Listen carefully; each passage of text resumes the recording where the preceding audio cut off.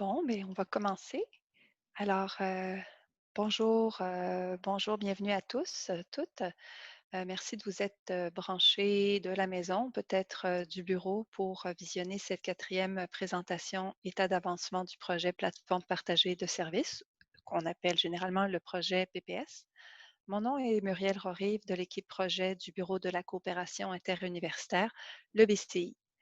Alors aujourd'hui, les points qu'on va aborder, allons voir le plan de présentation, si j'arrive à trouver le bon bouton. Hop, voilà. Non, voilà. Alors, tout d'abord, Benoît Seguin, expert conseil de l'équipe du projet, équipe projet du BCI, va nous faire un petit mot de bienvenue, suivi par Roger Laframboise et François Charbonnier de l'équipe projet également, pour nous parler des modifications apportées et à venir dans WMS et l'outil de recherche SOFIA. Par la suite, Martin Sévigny du comité de pilotage va nous parler de la cartographie, c'est-à-dire les autres projets du partenariat des bibliothèques universitaires québécoises. Et ensuite, Julie Tremblay de Vérieux de l'équipe projet va nous va nous dévoiler les outils de promotion de l'outil de recherche SOFIA. Et finalement, une période de questions-réponses. Vous pouvez poser vos questions par écrit via l'option Q&A en anglais ou en français. La présentation est également enregistrée et sera déposée sur le site web du partenariat dans les meilleurs délais. Voilà, donc sans plus tarder, je passe la parole à Benoît Seguin. Alors, bonjour tout le monde. Alors, au nom du comité des bibliothèques, du comité de pilotage et de l'équipe projet du BCI, nous sommes très heureux de vous accueillir pour cette présentation sur l'état d'avancement du projet de plateforme partagée de services du partenariat des bibliothèques universitaires québécoises. Alors, au fil de cette présentation, vous allez découvrir que la plateforme partagée est bien entendu la pièce maîtresse d'un partenariat, mais qui est beaucoup plus étendue et fécond qu'il n'y paraît. Alors, que de chemin parcouru depuis avril 2019, soit depuis la signature du contrat avec OCLC. Le déploiement progressif des modules de la plateforme WorldShare Management Services, maintenant WMS pour nous au quotidien, dans l'ensemble des bibliothèques québécoises, s'est déroulé dans le respect du calendrier que nous avions établi. L'instance WMS de l'Université McGill est maintenant arrimée à l'environnement WMS du partenariat et nous offrons dorénavant le même outil de recherche avec l'identité commune que nous nous sommes donnée, SOFIA.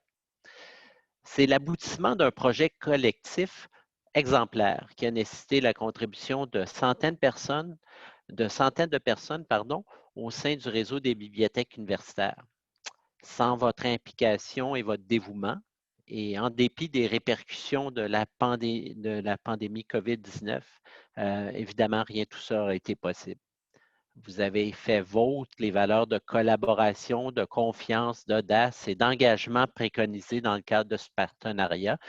Et c'est pourquoi nous avons été en mesure de tous franchir le fil d'arrivée pendant l'été en s'appuyant sur notre expertise collective euh, exceptionnelle. Une fois encore, merci d'avoir œuvré à ce projet dont nous pouvons toutes et tous être fiers.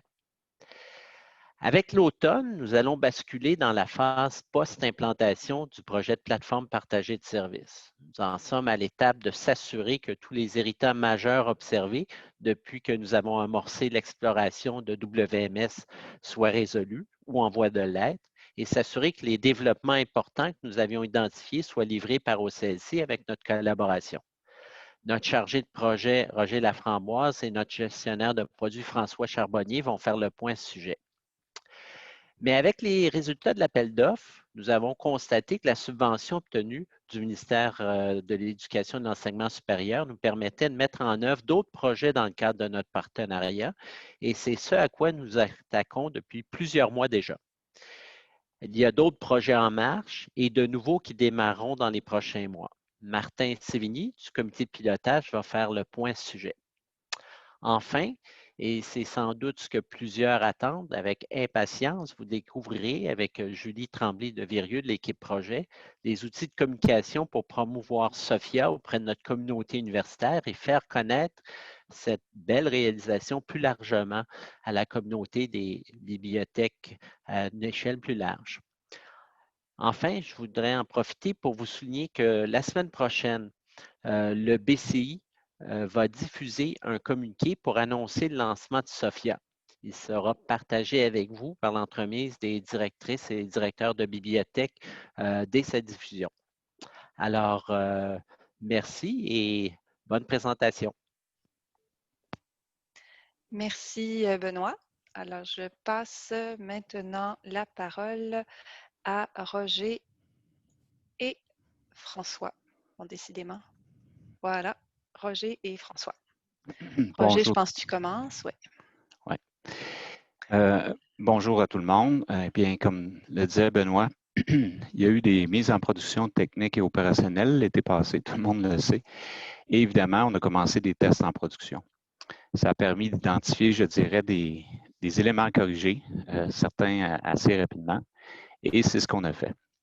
Donc, pour parvenir à ça, quand même, il y a eu, je dirais, un travail de priorisation. Pour faire ce travail-là, qu'est-ce qu'il faut retenir, c'est que ça a été fait en collaboration avec tous les gens. C'est-à-dire, il y a eu un comité de priorisation qui a été mis sur place pour s'assurer qu'on avait une vue multidisciplinaire. Et ce travail-là, c'était magnifique à voir. Les actions. En termes d'actions, au CLC n'a pas hésité. Ils ont sauté dans l'arène et c'est encore en cours, je dirais, pour procéder à certaines corrections. Dans ces corrections-là, je peux donner quelques exemples. On parle ici de boutons dans l'outil de découverte. On parle de caractère diacritique. On parle de lien vers les ressources libres. Ces choses-là étaient vraiment des irritants majeurs et ils sont corrigés ou en voie de l'être. Donc, ce qu'il faut retenir, c'est le travail en partenariat, autant à l'interne qu'avec eux. Nous sommes vraiment dans une relation d'affaires exceptionnelle. Je pense que François vous en parler un peu plus. Excusez-moi. Donc, François, je passe la parole. Oui. Alors, de mon côté, je vais vous parler des développements. Brièvement, je ne vais pas faire la liste de tous les développements qu'on a suivis, mais juste faire un état des lieux très rapide sur la collaboration d'abord avec OCLC. Donc, c'est ça, en parallèle de l'implantation de la plateforme WMS. Donc, les membres des groupes de travail et des équipes de testeurs dans les différents établissements ont travaillé avec OCLC sur donc, le développement de nouvelles fonctionnalités dans la plateforme WMS, mais également dans SOFIA. Par exemple, aujourd'hui, dans l'outil de recherche, les usagers peuvent payer en ligne leurs frais ou leurs amendes.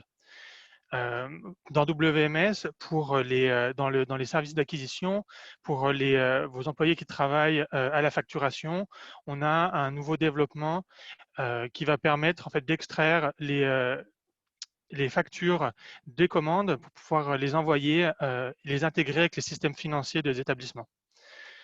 Au niveau des équipes de traitement, au catalogage, on a une fonctionnalité qui va permettre, par exemple, à partir d'un point d'accès d'une notice bibliographique, créer automatiquement une notice d'autorité. Donc, on a ces plusieurs fonctionnalités qui ont été développées parmi d'autres et donc qui sont là pour soit améliorer l'expérience de l'usager, soit faciliter le travail des employés. Et pour que tout cela soit possible, donc on a travaillé étroitement avec OCLC. Et au cours des derniers mois, en fait, ce que j'aimerais souligner, c'est qu'on a bâti une belle relation de travail avec notre fournisseur. C'est-à-dire que l'équipe de CLC, ce qu'on s'est rendu compte dans ces derniers mois, c'est que c'est une équipe qui est à l'écoute de ses clients, de leurs besoins, et qui fait preuve de beaucoup de souplesse lorsqu'on travaille sur des solutions qui doivent être développées. Et je suis très content au final qu'on ait pu développer cette relation dès maintenant, parce qu'elle elle est très importante pour les collaborations qu'on va mettre en place dans le futur pour le partenariat. Alors en effet, il nous reste quelques développements inclus dans notre contrat sur lesquels OCLC s'est engagé. Mais quand je parle donc de cette collaboration qui est d'autant plus importante maintenant, c'est que le travail de développement ne s'arrête pas à ces fonctionnalités. C'est-à-dire qu'aujourd'hui, on travaille maintenant avec donc WMS, nos usagers utilisent SOFIA, on commence donc à utiliser ces outils, à mieux les connaître et on voit les améliorations à faire. que ce soit pour être plus efficace ou pour offrir une meilleure expérience à l'usager. Donc, on a des demandes d'amélioration qui ont déjà été réalisées par les établissements et les groupes de travail. Et d'ailleurs, au passage, si vous-même, vous avez des demandes d'amélioration, vous n'hésitez pas à contacter votre coordonnateur local pour en discuter, que lui-même puisse ensuite faire remonter ces demandes au groupe de travail et à l'équipe projet. Et donc, toutes ces demandes d'amélioration, elles sont importantes parce qu'elles vont être la base de notre discussion avec OCLC pour influencer leur travail de développement, c'est-à-dire leur feuille de route, ce qui leur permet de planifier les nouvelles fonctionnalités à venir dans le système. Donc, ces demandes qui nous ont été remises par les établissements, enfin, les demandes qui ont été exprimées par les établissements ont été consignés dans un carnet des demandes. Et donc, en parallèle des développements prévus au contrat, on a commencé à travailler sur ces demandes d'amélioration pour pouvoir les prioriser et pour pouvoir ensuite rendre compte de cette priorité à OCLC et pouvoir travailler avec eux sur quels sont les éléments les plus importants qui pourraient donc satisfaire nos besoins et qui seraient à prioriser dans leur feuille de route. Et de leur côté, OCLC s'est engagé à régulièrement nous rencontrer pour qu'on puisse faire le point sur ces demandes et qu'on puisse continuer cette discussion sur les bases du partenariat d'affaires qui a été mis en place ces derniers mois. Merci François. Alors, je vais passer la parole à Martin. Quand je veux pas que ça change, ça change. Et quand je veux que ça change pas tout de suite. Bon, cette fois j'y suis. Voilà Martin, à toi. Merci beaucoup. Donc, depuis un an, et plus particulièrement dans les derniers mois, aujourd'hui aussi, donc vous entendez beaucoup parler de la PPS, de WMS, de WorldCat Discovery, de SOFIA. C'est normal, nous avons tous consacré beaucoup d'énergie à connaître, à paramétrer, à mettre en service et à améliorer ces outils qui sont maintenant au cœur du fonctionnement de nos bibliothèques universitaires. Mais en parallèle, ce comité des bibliothèques, le comité de pilotage, l'équipe projet ont aussi consacré du temps à penser à l'avenir, à penser au-delà de la PPS, à réfléchir à d'autres projets, outils, services dont on pourrait bénéficier collectivement. Et l'avenir, c'est dans plusieurs cas maintenant, ou à tout le moins très bientôt. Au cours des prochaines minutes, je vais donc vous parler de cet avenir. Différentes expressions ont été utilisées pour cet avenir au-delà de la PPS, notamment élargissement de la portée, cartographie des produits et services. Parce qu'on aime bien simplifier dans nos conversations, le terme cartographie s'est imposé. Donc, il y a 18 mois à peine, lors de la signature du contrat avec OCLC, on a réalisé que les bibliothèques universitaires avaient les moyens d'aller plus loin ensemble, de faire plus que déployer la PPS. Ça tombait bien parce qu'un des documents fondateurs de notre projet, de notre partenariat, soit le dossier d'affaires final qui a été remis au ministère de l'Éducation, proposait déjà une portée de projet assez large, une portée qui allait au-delà de la PPS elle-même. Donc, quand on parle d'un élargissement de la portée, ce n'est pas tout à fait juste. On devrait plutôt dire une mise en œuvre de la vision initiale. Suivante, s'il te plaît. Tout à l'heure, j'ai mentionné que le partenariat avait les moyens d'aller plus loin que la PPS, de réaliser sa vision initiale. Ces moyens, ils sont humains, bien sûr, vous tous, notre force collective, mais également financiers. Vous le savez sûrement, le partenariat bénéficie d'une subvention accordée par le ministère de l'Éducation et de l'Enseignement supérieur. Cette subvention, il est important de le rappeler, a été obtenue en fonction du dossier d'affaires dont je parlais à l'instant, et donc en fonction de la vision initiale qui a une large portée et qui va au-delà de la seule PPS. Nous pouvons donc utiliser cette subvention pour d'autres produits ou d'autres services. Lorsqu'on déploie un tel produit ou service, la subvention permet de payer les coûts d'acquisition, les frais d'implantation, incluant le soutien à l'implantation, par exemple l'équipe projet. Il s'agit donc d'un levier majeur. Toutefois, et c'est toujours important de le rappeler, les coûts récurrents des produits et services devront être assumés par les membres du partenariat, les bibliothèques universitaires. Ces coûts récurrents pourraient être des abonnements ou des frais de maintenance, par exemple. Donc, nous bénéficions de la subvention comme levier, mais dans nos choix, nous devons avoir en tête ces frais récurrents. Enfin, un dernier élément sur la subvention. Rappelons que pour l'instant, elle est valide jusqu'au 31 août 2021. Donc, elle permet de couvrir des dépenses effectuées jusqu'à cette date, soit dans un an ou à peu près. Je dis pour l'instant, car le sous-comité des bibliothèques, appuyé par le comité de gouvernance du projet, a l'intention de demander au ministère prochainement une prolongation de la durée de la subvention afin de nous permettre d'avoir suffisamment de temps pour aller jusqu'au bout de notre vision. On verra les résultats de cette démarche bientôt. Suivante. Nous avons donc une large portée potentielle. Nous avons également un financement disponible avec la subvention. Mais ça ne veut pas dire que nous pouvons réaliser toutes les idées liées de près ou de loin à cette portée, à cette vision. Il est donc nécessaire de faire des choix. Ces choix peuvent être de prioriser un projet plutôt qu'un autre, voire même d'en rejeter un, même s'il était dans la vision initiale.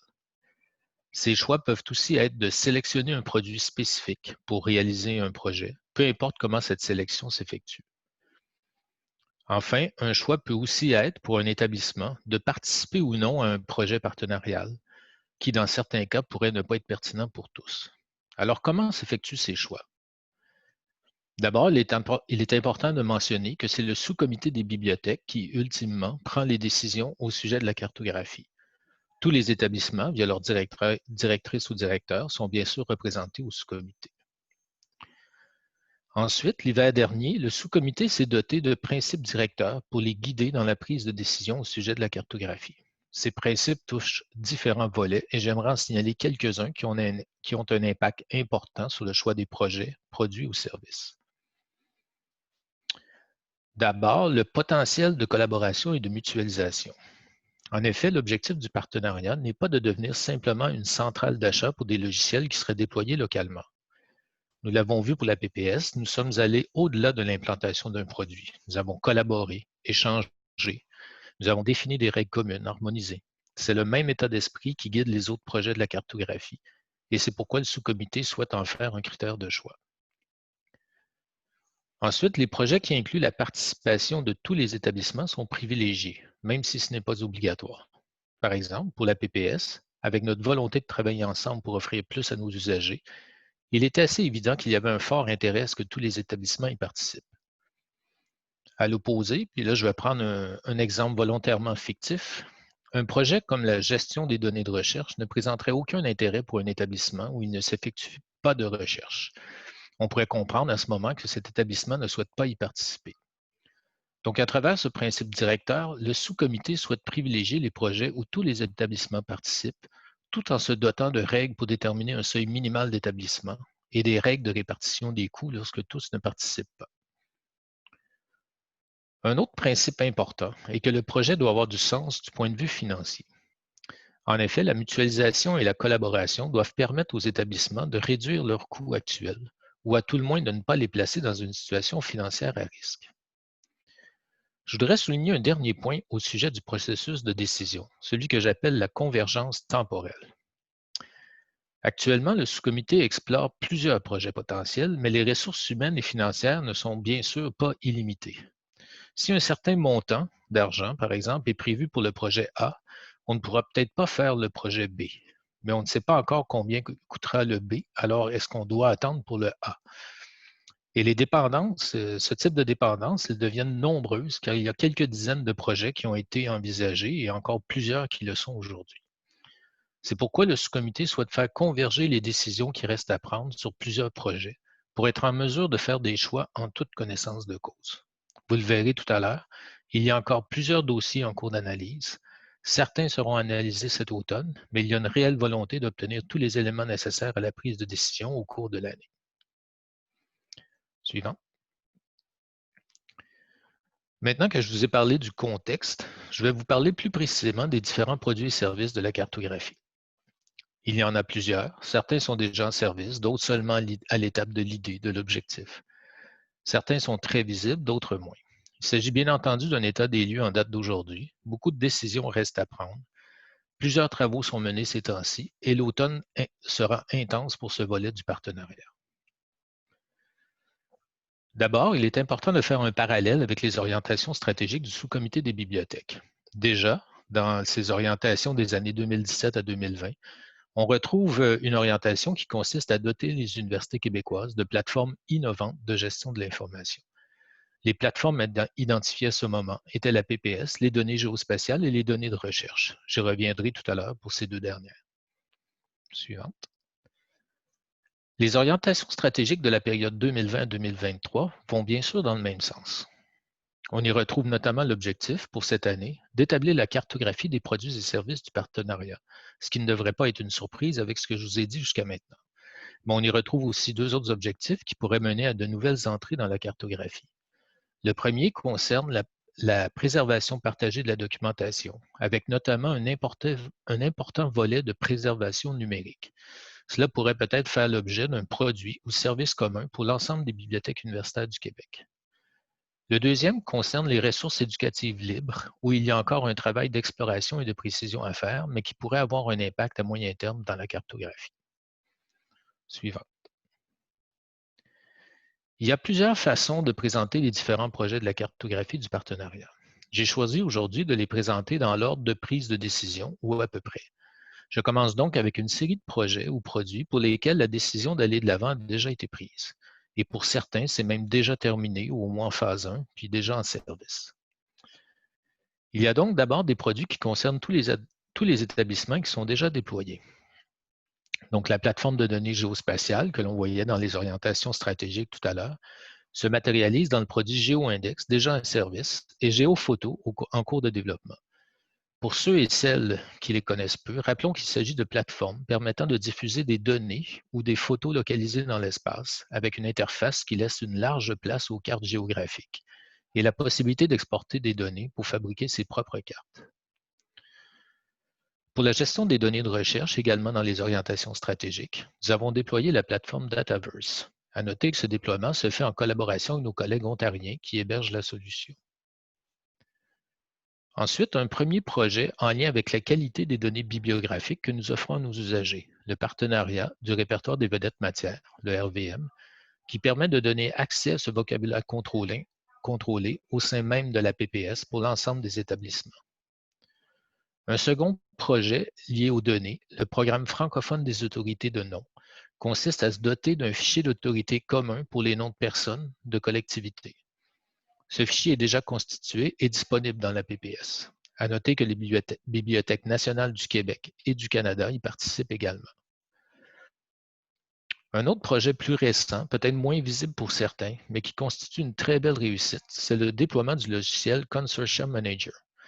Ce logiciel permet à l'équipe des achats en commun, au BCI, mais en collaboration avec tous les établissements, de rendre plus efficaces les processus d'achat de documentation en commun, de négociation de licences, de période d'essai, etc. Ça fonctionne maintenant et ça apporte déjà des bénéfices. Enfin, mentionnons un projet qui est en continuité avec la PPS pour lequel les travaux débutent à peine. La transition depuis VDX vers Tipasa pour la gestion des demandes de prêt en bibliothèque. Toujours dans les projets acceptés, mentionnons 3 produits qui ont été acquis en commun au début de l'année 2020. Ces produits avaient pour but d'offrir des solutions à certains établissements qui avaient des problèmes de continuité opérationnelle avec la mise en service de la PPS, car pour certaines fonctionnalités qu'ils offraient auparavant et que WMS n'offrait pas. Il s'agit donc de LibGuides qui permet de créer des guides bibliographiques, des répertoires de bases de données et d'autres produits de documentation à l'intention des usagers. Il y a aussi le produit LibCal qui, en s'appuyant sur des fonctionnalités de gestion d'horaire et de calendrier, permet d'offrir la réservation de salles, de places assises, la gestion d'événements comme des formations et la prise de rendez-vous avec des personnes. Enfin, StackMap qui permet d'afficher sur un plan où se trouve un document en bibliothèque. Dans le cas de LibGuides, nous avons la participation de tous les établissements, alors que pour LibCal et StackMap, certains établissements seulement participent. Pour ces produits, la collaboration entre les établissements est encore à venir, mais semble prometteuse. Suivant. Maintenant, les produits envisagés. Regardons d'un peu plus près maintenant ce que j'appelle donc les produits envisagés. Pour ceux-ci, une première discussion a eu lieu en sous-comité et la conclusion a été de poursuivre l'analyse pour en savoir plus sur les fonctionnalités, les bénéfices, les coûts, le modèle d'implantation, les efforts requis et ainsi de suite. Nous en sommes donc rendus à l'étape d'analyse et lorsqu'elle sera terminée, le sous-comité pourra prendre des décisions sur les suites à donner. La première liste donc concerne les dossiers dont l'analyse a déjà débuté cet été. En quelques mots, il s'agit donc de le dossier d'analyse des collections, Donc ça, c'est un outil comme Greenglass d'OCLC qui permet d'en savoir plus sur nos collections, de les comparer à celles des autres, voir leur utilisation. On parle ici de collections imprimées. Et puis, il faut voir si ce que ça apporte par rapport aux fonctionnalités d'analyse ou du module Analytics de WMS. Du côté du proxy, donc, on est plusieurs à utiliser EasyProxy, la presque totalité en mode local. Donc, ici, l'idée, c'est de regarder si l'offre infonuagique d'EasyProxy, avec son module de statistiques plus élaboré, est une solution intéressante pour offrir des services à nos usagers quand ils sont à distance.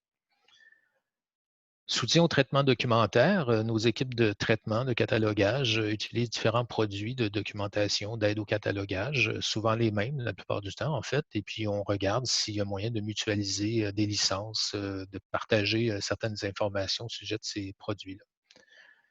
Amélioration de WMS et WorldCat Discovery, et ça, ben, c'est en complément de ce que disait François tout à l'heure. Donc, depuis tout ce temps qu'on travaille à l'implantation de ces outils, et maintenant qu'on les a mis en production, on a identifié évidemment toutes sortes de fonctionnalités qui pourraient être améliorées ou qui sont manquantes. Et donc, on en a fait un item de la cartographie pour essayer de ramasser ça, de structurer ça, puis de potentiellement même peut-être financer certains développements si jamais on veut les faire accélérer. Autoprêt et RFID, en fait, on est en train d'évaluer les coûts et la faisabilité en fait d'un projet pour doter nos bibliothèques universitaires, les différentes succursales, de bornes de prêt en libre-service et d'étiquettes RFID dans les documents qui permettraient de rendre ce libre-service plus fiable, mais aussi peut-être d'accélérer certains autres processus comme la prise d'inventaire. Logiciel bibliographique, on pense ici à EndNote, Zotero. Ben c'est un projet. On est en train de regarder s'il est possible de mutualiser des licences pour sauver des coûts, de partager encore plus d'informations sur les outils d'aide à ces logiciels-là, etc.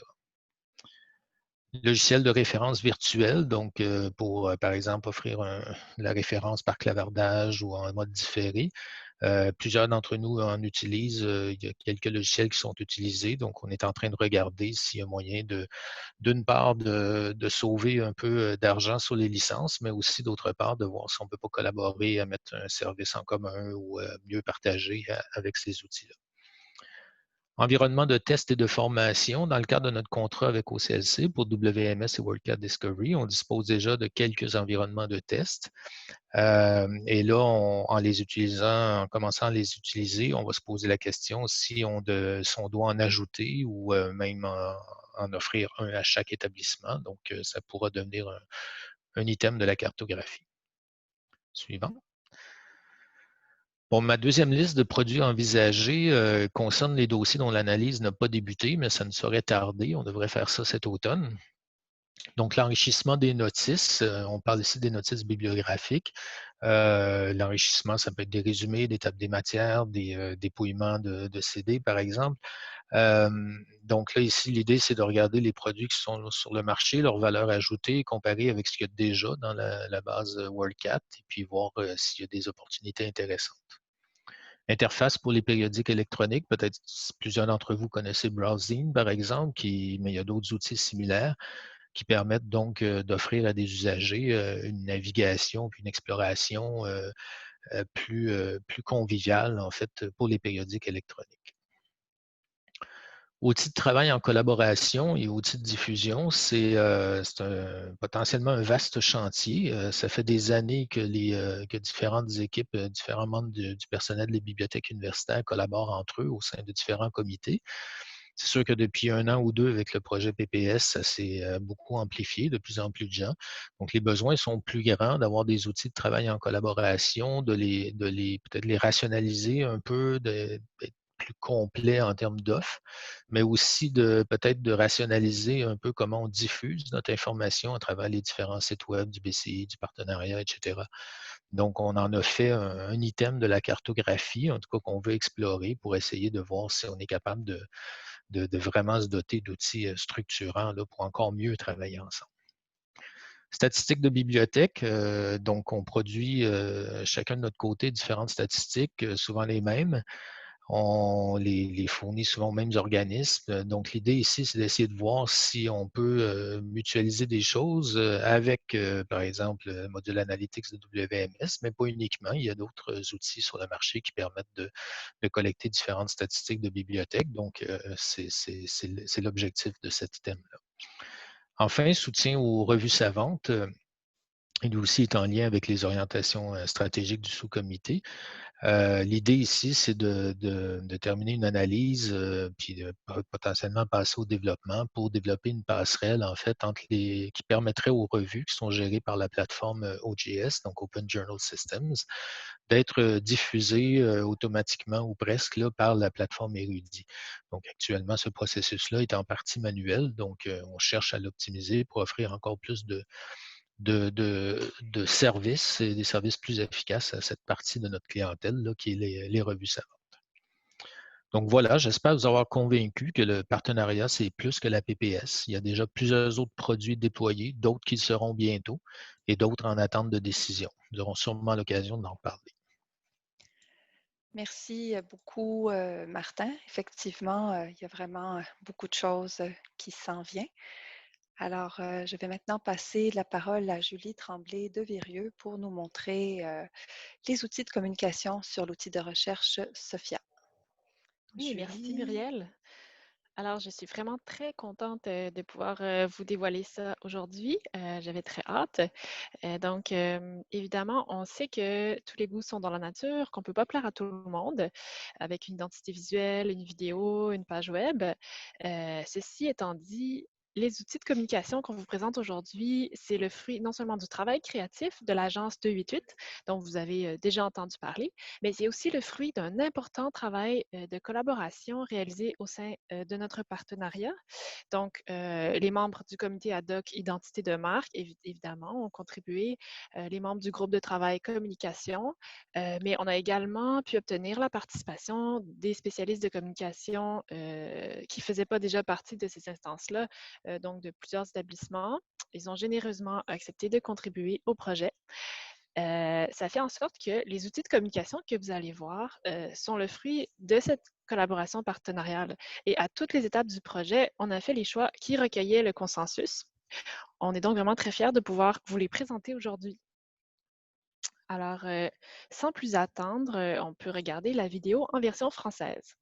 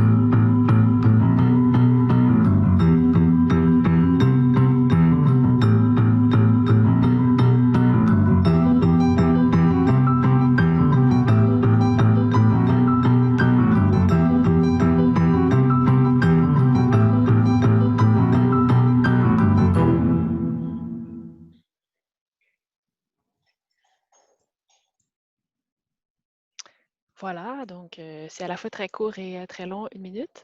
Vous avez peut-être remarqué dans le montage qu'il semble y avoir des moments imprécis. En fait, rassurez-vous, c'est dû à la retransmission par le réseau, par Zoom. Voilà. Sinon, vous avez peut-être remarqué aussi que la vidéo représente plusieurs sujets de recherche, donc l'astronomie, l'océanographie, le génie aérospatial, les études classiques, l'architecture. On a aussi la biologie, l'urbanisme, entre autres. Donc, la vidéo représente aussi le côté humain des bibliothèques universitaires. Et puis tout ça s'articule dans des oppositions, donc nature, culture, humain et machine, organique, mécanique. Donc, on peut maintenant revoir la vidéo dans sa version anglaise.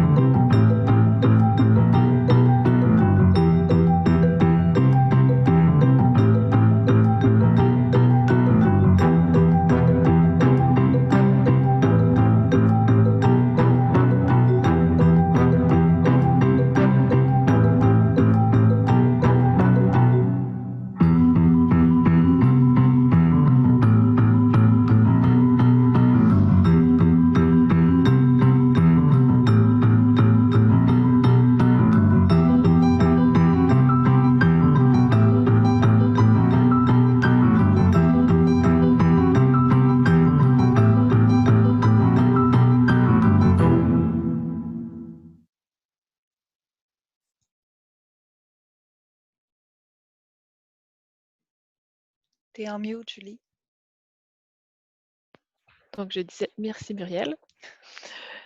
Bon, comment accéder aux vidéos? Alors, les deux versions sont accessibles sur la chaîne YouTube du partenariat. Maintenant, si vous en avez besoin, que ce soit pour une formation, pour des communications, contactez votre coordonnateur local. Les différents formats de fichiers pour différents supports et les conditions d'utilisation, comment utiliser les fichiers, tout ça va se trouver sur le Google Drive du partenariat juste après la présentation. On peut maintenant passer à la page web. Alors, la page web, elle a aussi été créée par l'agence 288 et bien sûr, le projet a été mené à terme grâce au travail de collaboration qui a eu lieu au sein du partenariat. Elle peut être consultée sur des appareils mobiles et elle est bilingue. Donc, on voit cette page qui a certains éléments interactifs, animés. Il y a quelques phrases d'introduction. Tu peux descendre un peu la page, Oui. Muriel. On a la vidéo. Et ensuite, on a différents avantages pour les usagers. Donc, on a essayé de vraiment résumer.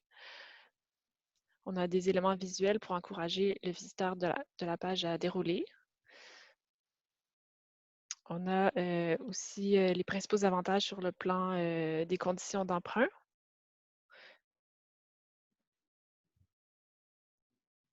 Et on a cette grille de logo qui permet d'accéder à chacune des 18 instances de l'outil de recherche SOFIA. Je clique au hasard sur certaines pour le fun. C'est intéressant de voir toujours le logo de SOFIA en lien avec celui de l'établissement, avec les couleurs qui changent pour respecter l'identité visuelle de l'établissement. Je ne passerai pas au travers de chacune, mais on peut comme ça accéder aux 18 instances. Voilà. Ensuite, on continue à descendre la page. On a un lien vers la section médias du site du partenariat et on a finalement la mention « Une réalisation du partenariat des bibliothèques universitaires québécoises » avec un lien vers, encore une fois, le site du partenariat. Donc voilà, c'était la page web. Merci, Julie. Et c'est maintenant le temps de poser vos questions.